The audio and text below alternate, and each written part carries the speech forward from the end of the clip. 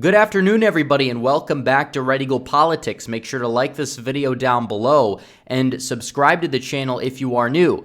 So we've talked a lot about Virginia, and it seems like everybody's talking about the governor's election that's happening in approximately 10 days from today in the state of Virginia. But nobody really seems to be focused on New Jersey, which is also having a governor's election on the same day. And it's understandable why people would be focusing on Virginia because it's a lot closer of a state than New Jersey, even though the state has been leaning to the left compared to where it was 10 to 15 years ago, obviously.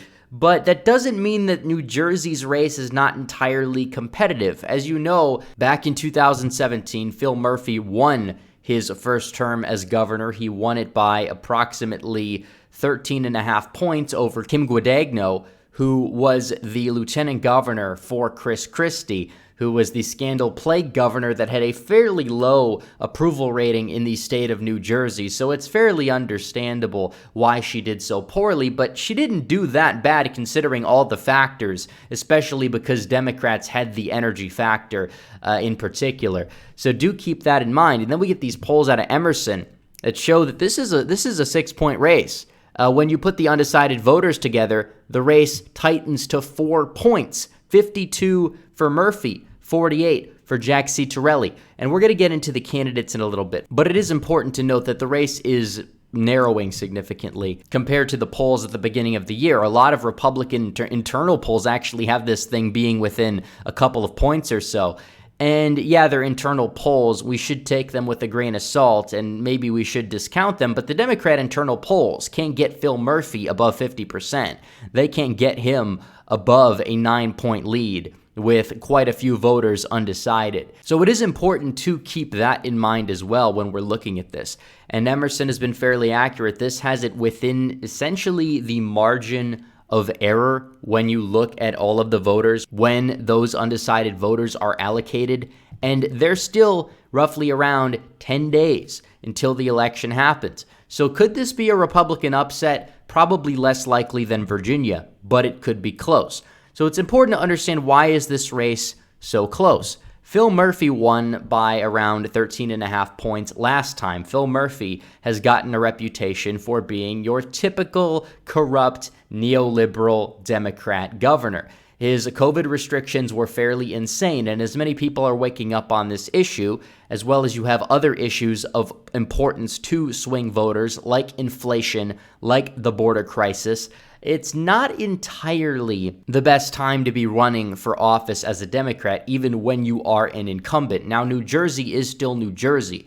I would say that Phil Murphy is probably going to win, but is an upset possible? Yeah, I think it could very well be within 5 points, which says a lot because I thought a couple of months ago this thing would be like a 14-point win for Phil Murphy. I thought that Glenn Youngkin would be lucky to get within 5, but now I'm saying Youngkin may be favored at the moment. Obviously, things can change, and Phil Murphy is a favorite at the moment, but the state probably could be within 5 points. Again, the state is 17% Italian, and Republicans are running an Italian candidate. And Jack Ciattarelli is running a great campaign for New Jersey. He has paid some negative lip service to Donald Trump recently. He's kind of running from Donald Trump. I think it's a little bit unnecessary, but it's very clear why he's doing it. He's doing it to get elected in New Jersey.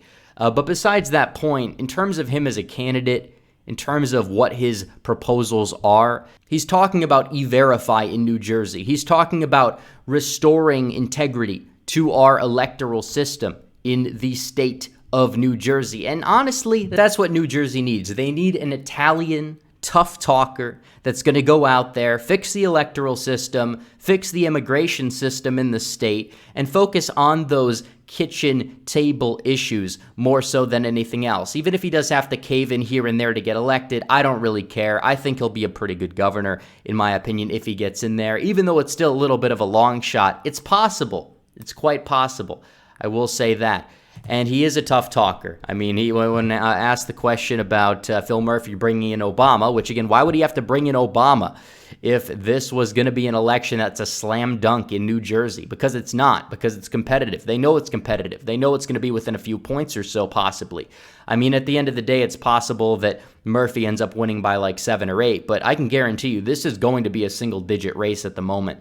And Jack Ciattarelli's got the momentum. He has the energy factor. Then he goes out there, he says, he could bring in the ghost of FDR. I don't give a shit. That's essentially what he said. It's pretty funny. But looking at this, he actually made a good point about our election system. He's saying that it's a psyop if they say you don't vote because you don't trust the system. It's a psyop, which is so true. And there's so many people on the right that say, oh, just don't even turn out or whatever. And you can't do that. That's what they want you to do. They want you to stay home. It's Stockholm Syndrome, essentially, is what it is. And I'm glad that he actually made that point, which is interesting. But still, at the same time, he's trying to run and he wants to fix the system and make it back to what it used to be, which is good. We like to see that. It's like crazy what's happening in our country. We're progressing in time with technology, yet our election system is becoming more and more third world over time. As time goes by, we keep regressing. It's insane.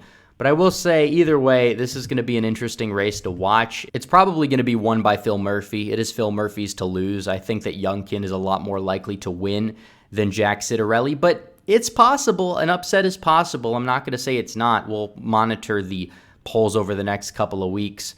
But as of right now, this could be closer than people expect. It's going to fly under the radar for sure. But that's what happens on off-year elections. So anyways, guys, thanks for watching this video. Please like this video down below, comment down below, and subscribe to the channel. Hit the bell for notifications so you never miss another video. Follow me on social media. The links are all in the description below. As always, guys, thanks for watching. Red Eagle, out.